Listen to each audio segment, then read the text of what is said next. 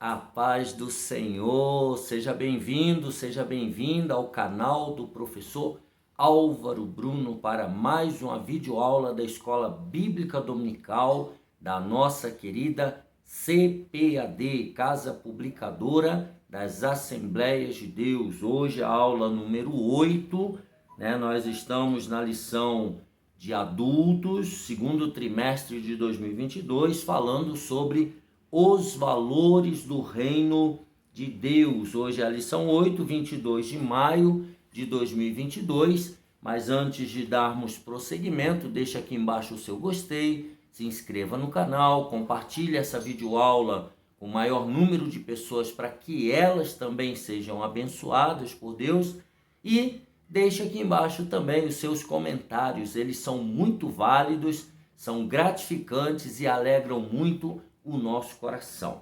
Vamos lá então, lição de adultos, lição 8, 22 de maio de 2022, tema sendo verdadeiros, texto áureo, bem-aventurado o homem a quem o Senhor não imputa maldade e em cujo espírito não há engano. Salmo 32, verso 2.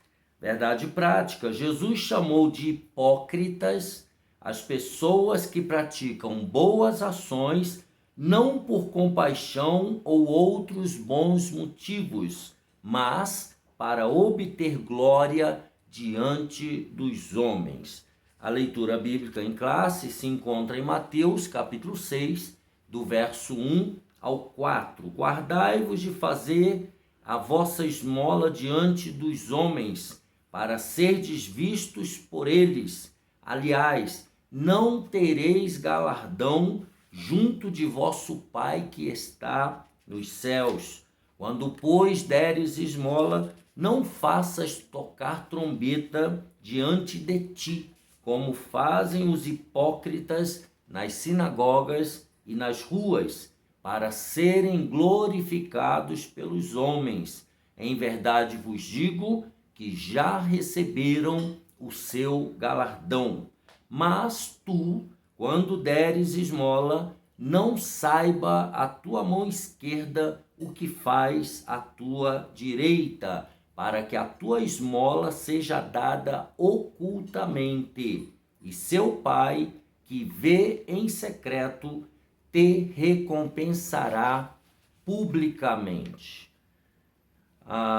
Os objetivos desta lição: primeiro, contrastar o ato de dar esmola com a hipocrisia, colaborar no auxílio ao próximo sem alarde e terceiro objetivo, concluir que Deus contempla o bem que realizamos. A palavra-chave dessa lição é verdade. Isso é muito importante, a verdade. Vamos à introdução, para não perdermos muito tempo. O ensinamento de Jesus no Sermão do Monte tem o objetivo de fazer com que sejamos seguidores de Cristo, comprometidos com os valores do reino de Deus. Então, nosso compromisso com os valores do reino de Deus. Uma consequência de quem vive esses valores é buscar ser aprovado por Deus e não aplaudido pelos homens, além de vigiar contra a hipocrisia. Eu vou ler aqui Lucas 12, 1. Jesus, ele falando com os discípulos, ele alerta para que eles tomem cuidado. Lucas 12, 1. Visto que milhares de pessoas se aglomeraram a ponto de se atropelarem umas às outras, Jesus começou a dizer, antes de tudo, aos seus discípulos, aos seus seguidores: cuidado com o fermento dos fariseus, que é a hipocrisia. A hipocrisia. Nesta lição, então, nós veremos que Deus condena a hipocrisia de pessoas que praticam boas ações não por compaixão ou por outros bons motivos, mas para obter glória diante dos homens. Então as pessoas fazem a coisa certa pelo motivo errado. A palavra-chave, já repeti e vou repetir, é verdade. No tópico primeiro, ele vai contrastar aí o ato de dar esmolas e a hipocrisia. Então vejamos, definição de hipócrita. O que é hipócrita? No grego, a palavra para hipócrita significa alguém que interpreta um papel, um personagem em uma obra teatral. Então, hipócrita é alguém que interpreta um papel. O uso desta palavra no Evangelho de Mateus caracteriza o hipócrita como uma pessoa cujos atos pretendem impressionar os observadores. Então, o objetivo da pessoa é impressionar aquele que está vendo o praticante da ação. Vejamos isso em Mateus, capítulo 6, eu vou ler na Bíblia lançada pela CPAD, uma excelente Bíblia, a Bíblia de Estudo Holman. Mateus, capítulo 6, essa Bíblia ela tem muitos diferenciais, é uma Bíblia muito interessante, né? Tem notas abrangentes de estudo, mapas coloridos, estudo de palavras em grego e hebraico. Realmente é uma Bíblia muito interessante, vale a pena você tê-la na sua estante. Então, Mateus 6, de 1 a 3, diz: guardai-vos de fazer a vossa esmola diante dos homens, para serdes vistos por eles.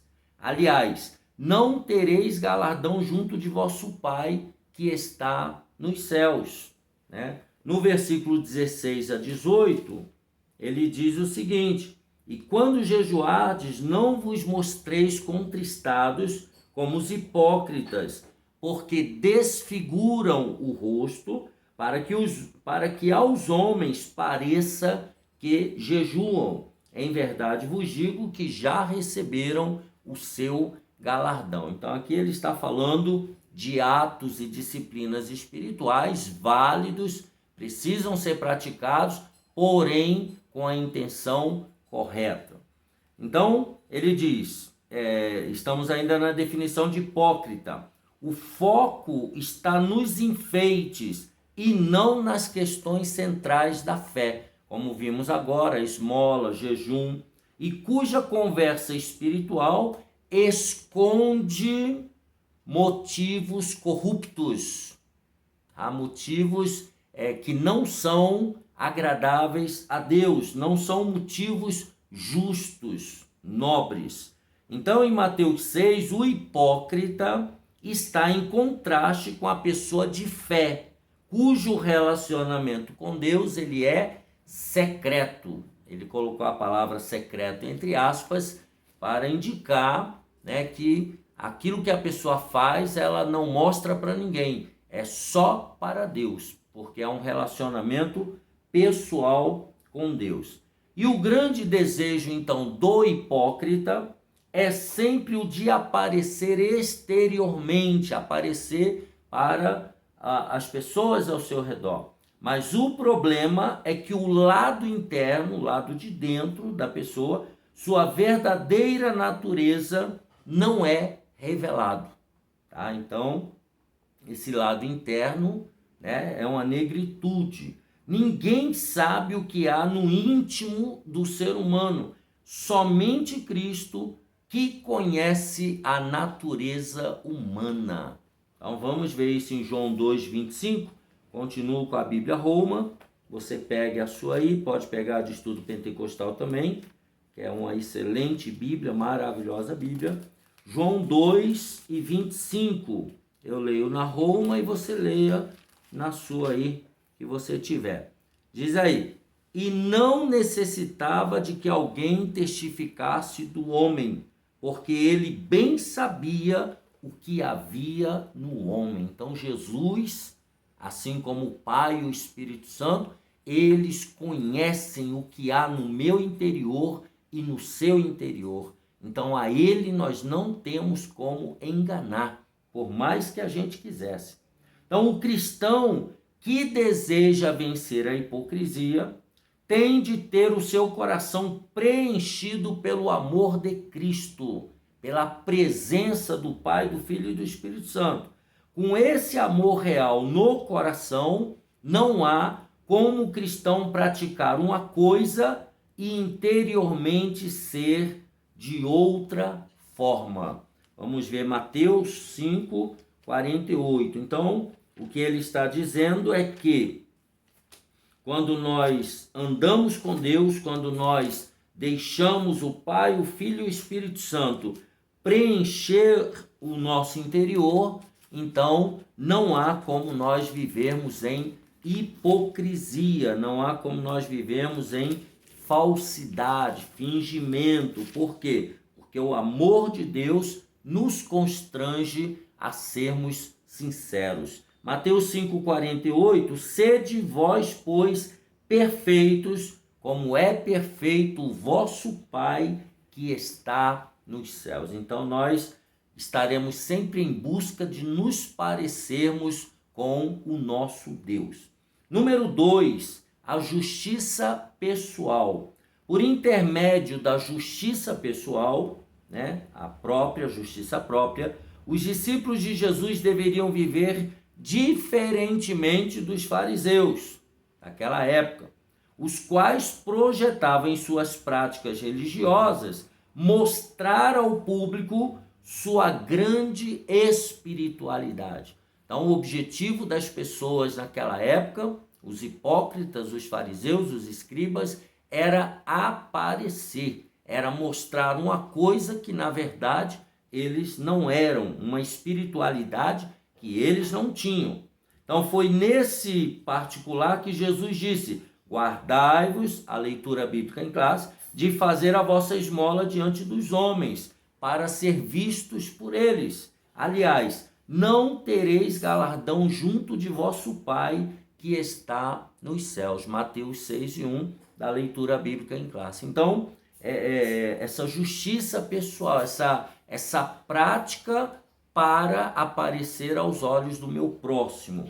Então, os discípulos de Cristo que vivem os seus ensinos são conscientes de que nenhum ato de justiça pode ser praticado com a intenção de glorificação pessoal. O ser humano, ele é humano. Ser humano não precisa de glória, Deus, ele é espírito. Então, tudo que nós fazemos tem que ser para a glória dele.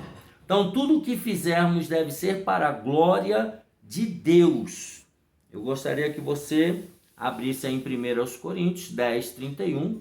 É um versículo que muitos poderiam citar de cor e salteado, mas nós vamos ler para enfatizar. Eu vou ler na nova versão atualizada da Sociedade Bíblica do Brasil, Nova Almeida atualizada. Tá? 1 Coríntios 10:31, portanto, se vocês comem ou bebem ou fazem qualquer coisa, façam tudo para a glória de Deus. Tudo que devemos fazer tem que ser para a glória de Deus. Colossenses 3:17, você vai um pouquinho aí para frente, logo depois de Efésios já tem Colossenses 3:17.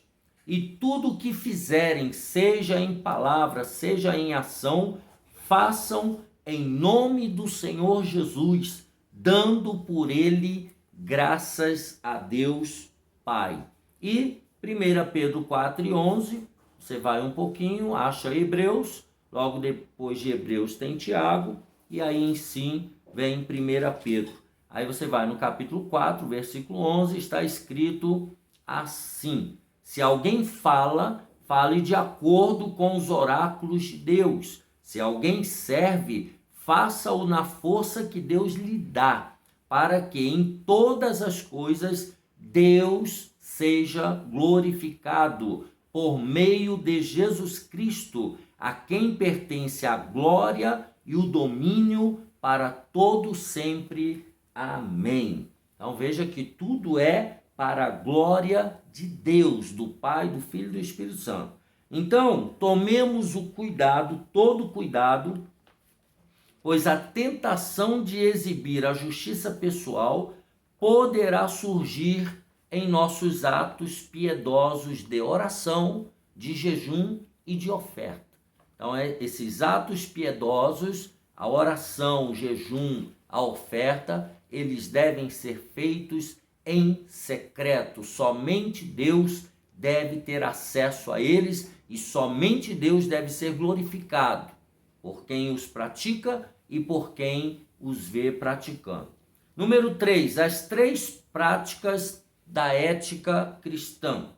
O apóstolo Tiago falou que a verdadeira religião tem como marca o serviço ao próximo, que também é um culto a Deus. Tiago 1:27, vamos lá, eu estava lá pertinho, mas na outra Bíblia, agora eu estou na Bíblia Holman, a Bíblia nova da CPAD, maravilhosa, não demore a adquiri-la. Tiago 1:27, a religião pura e imaculada para com Deus, o Pai, é esta. Primeiro, visitar os órfãos e as viúvas nas suas tribulações. E segundo, guardar-se da corrupção do mundo. Tá? Então, a marca da verdadeira religião é essa. Jesus deixa claro, então, que nesse serviço cristão não podem faltar a oferta, a oração e o jejum. 3 elementos fundamentais. Porém, no seu ensino, no ensino de Jesus, o propósito desses serviços piedosos não poderia ser deturpado, como fizeram os escribas e os fariseus. Interessante observar que as 3 práticas da ética do serviço cristão envolvem nossos bens, a oferta, nosso espírito, a oração, e o nosso corpo, o jejum. E são direcionadas a Deus, ao próximo e a nós mesmos. Então veja, é uma tríade, né? Envolve a minha pessoa, envolve o meu próximo e envolve a Deus. Tá? Bens, a oferta, a oração e o jejum.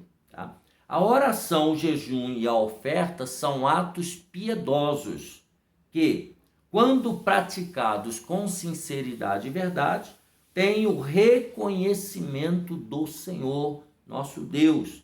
Por outro lado, Jesus nos ensina que a religião sensacionalista e espetacular do dissimulado religioso perverte a piedade, ou seja, tira o significado original. Afinal, sua intenção é somente enganar e buscar os aplausos humanos.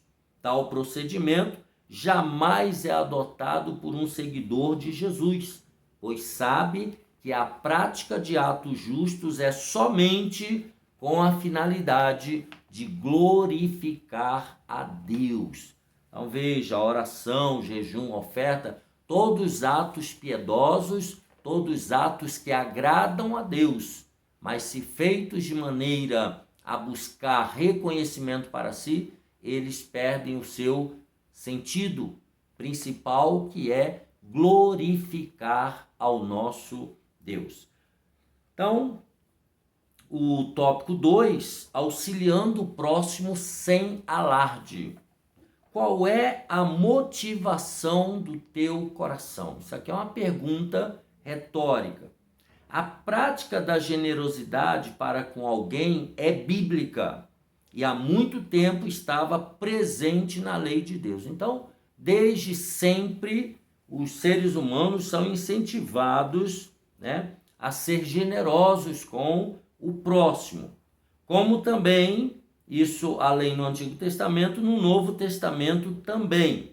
O verbo hebraico para generosidade é gamal, que significa resolver completamente, recompensar, repartir, fazer algo para alguém, agir generosamente. Então nós temos que nos lembrar de Gamal o tempo inteiro, né? Nós temos que agir generosamente, repartir o pão com o outro, né?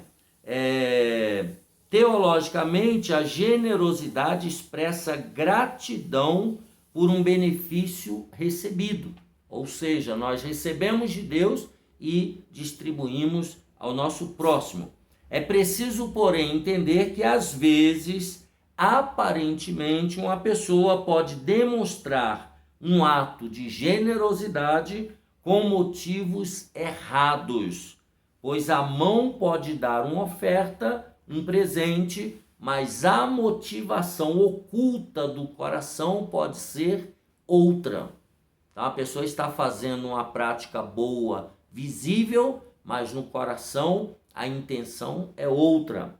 O crente deve buscar ser sincero na sua contribuição, fazendo isso na íntima satisfação de sua mente e no Espírito de Cristo, pois ele sabe a motivação do seu coração quando estende as mãos para dar. Eu vou ler Mateus 9:4, abra aí a sua Bíblia, a Nova Almeida atualizada, se possível, né? Mateus 9:4, estou gostando muito dessa versão. Jesus, porém, conhecendo os pensamentos deles, disse: por que vocês estão pensando o mal em seu coração? Quer dizer, eles estavam mal intencionados ali. Nessa passagem é sobre o paralítico de Cafarnaum que Jesus curou. Em Mateus 12:25, mas Jesus, sabendo o que eles pensavam, disse-lhes: todo reino dividido contra si mesmo ficará deserto, e toda cidade ou casa dividida contra si mesma não subsistirá. Então aqui também eles acusando Jesus de fazer as obras de Deus pelo espírito de Beelzebu.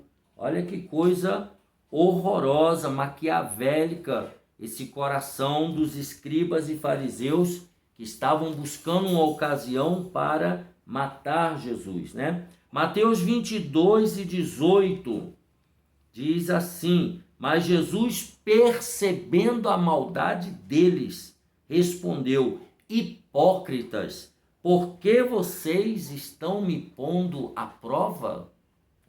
Então Jesus ele foi taxativo. E a última referência em João 16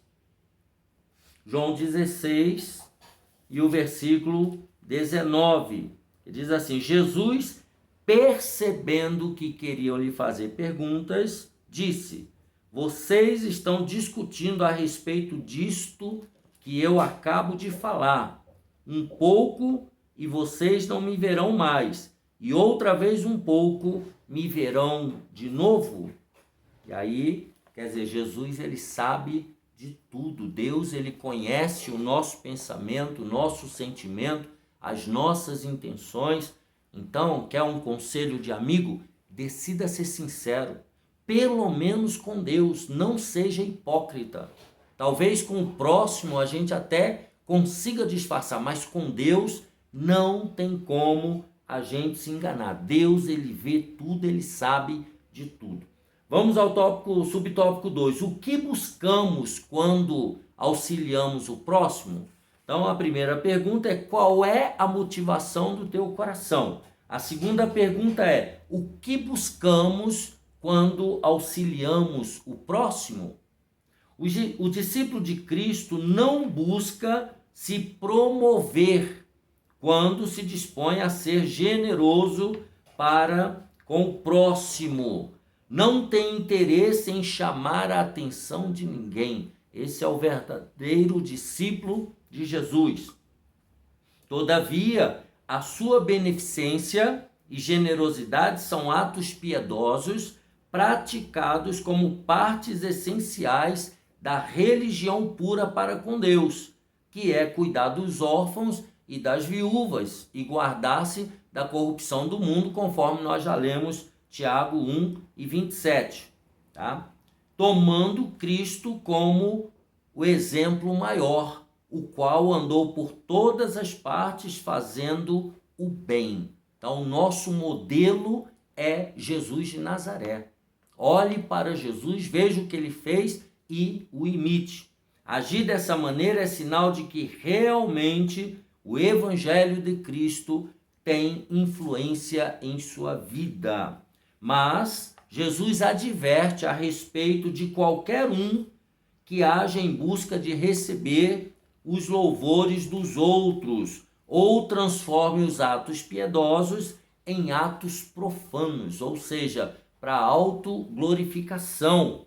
Quem age dessa maneira sempre será visto por Jesus como um hipócrita. Então, cuidado, qual é a sua intenção? Nossa religiosidade nunca deve ser para o orgulho pessoal e desprezo dos outros, pois, procedendo dessa maneira, estaremos no mesmo nível dos fariseus. Nosso Senhor deixou claro que nossa justiça deve ultrapassar a dos escribas e fariseus. Caso não seja assim, não teremos parte no seu reino. Mateus 5:20. A vossa justiça deve exceder a dos escribas e fariseus, ou seja, nós devemos ser sinceros, verdadeiros, autênticos com Deus e com o nosso próximo. Número 3, a maneira de ofertar segundo Jesus. No ato de ofertar, devemos ter todo o cuidado necessário para não buscar louvores ou não louvarmos a nós mesmos. Quando ofertamos, não devemos, entre aspas, tocar trombetas. É claro que a referência que Jesus fez a esse toque foi metafórica, que quer dizer tornar público, falar para todo mundo. Quanto à forma correta de se ofertar, Jesus diz que isso deve ser feito de duas maneiras. Primeiro, sem alarde público, sem falar para ninguém, sem querer aparecer publicamente. E segundo, essa doação deve ser voluntária e discreta. Tem que ser voluntária, tem que partir de um coração serviçal a Deus, um coração que ama a Deus, um coração sincero, tá? Não deve ser algo forçado e tem que ser discreto também. Ninguém deve saber. Não se deve falar quanto se doou ou deixou de doar. Ao contrário do que nós costumamos ver atualmente na nossa sociedade. As pessoas até fazendo cartaz, colocando nome, aqui fui eu, aqui foi fulano de tal, já recebendo a homenagem em vida, quando deveria aguardar isso para receber o galardão lá no céu, quando lá chegasse. O problema é que muitas dessas pessoas não sabem se vai para o céu, então elas preferem as homenagens aqui mesmo, É só um parênteses, não me leve a mal. Número 3, Deus contempla o bem que nós realizamos. Isso aqui é importante. Obviamente que Deus, sabendo de tudo, ele contempla, o que nós fazemos. Primeiro, o Deus que tudo vê. Um dos atributos divinos é a onisciência. Deus é descrito nas páginas da Bíblia como aquele que tudo vê. Para ele não existe surpresa e nem o desconhecido. Deus desconhece segredos, Deus sabe de tudo. Nada pode escapar da onisciência divina. Ele vê tudo, ele sabe de tudo, ele conhece tudo, ele está em toda parte ao mesmo tempo, por isso ele sabe de tudo. Seria triste demais para nós servirmos a um Deus que não tem o controle das coisas, nem sabe o que vai acontecer. O que nos dá segurança é que até aquilo que vamos pedir, ele já sabe. Então, antes de nós pedirmos a Deus, ele já sabe o que a gente vai pedir. Então, por que pedir? Porque ele quer a nossa participação nesse processo. Ele quer ouvir de nós, ele quer saber de nós o que realmente nós queremos, mas ele já sabe de tudo que nós queremos ou precisamos. Segundo, o Deus que recompensa. O nosso Deus contempla tudo, em especial o bem que fazemos. O escrito aos Hebreus diz que nosso Deus não é injusto para se esquecer da nossa obra e do trabalho da caridade que foi mostrado para com o seu nome. Então ele já sabe. Já quando os homens aplaudem, aqui está o problema. Qualquer ação feita por outros homens, eles não reconhecem a causa, o motivo que os impeliu a tal ação, pois veem somente aquilo que lhes foi manifestado exteriormente. Então eles só veem a parte externa. O Senhor, pelo contrário, vê o que está no coração. Deus está contemplando o coração, não necessitando de qualquer amostra exterior para chamar a sua atenção. Então ele olha o que está dentro, a motivação interior, a motivação do coração. Então, quando um crente procura fazer algo apenas para que as outras pessoas vejam, está desprezando os ensinos verdadeiros de Cristo, os valores do reino de Deus, que especificamente afirmou que nada deve ser feito para receber aplausos dos homens. Ademais, ainda age como se Deus não estivesse atento a tudo que ele faz. Ele ignora Deus. Os verdadeiros servos do Senhor são conscientes de que quem recompensa é Deus. Por isso, praticam suas obras no anonimato, em secreto, por amor ao Pai e por sempre quererem agradá-lo em tudo. Então, essa aqui é a verdadeira motivação, é a ação correta, bem motivada, né? E ele diz, o salvo em Cristo, o seguidor de Cristo, deve lembrar de que Deus irá recompensar cada um segundo o seu procedimento. Portanto, é sempre bom fazer o bem, lembrando de que aquele que sabe fazer o bem e não o faz, está pecando. Então, devemos praticar o bem, devemos praticar as boas obras, porque se não fizermos, nós estaremos em pecado, estaremos contra Deus, estaremos contra os valores do reino de Deus. Então, as palavras, resumindo, as palavras dos seguidores de Jesus devem apresentar retidão e honestidade. As palavras e as ações dos seguidores de Jesus devem apresentar retidão e honestidade. Concluindo, por meio de Jesus, ficamos cientes de que ele deseja que andemos na verdade, que sejamos honestos e que a nossa justiça ultrapasse a justiça dos escribas e fariseus em todos os aspectos, sem jamais buscar a exibição, sem jamais buscar aparecer. Nós temos que ser verdadeiros, com Deus em primeiro lugar, com você mesmo, praticante das boas ações, e com o próximo que recebe os seus atos de piedade. Que Deus te abençoe e te guarde, um abraço apertado e até a próxima, se Deus quiser.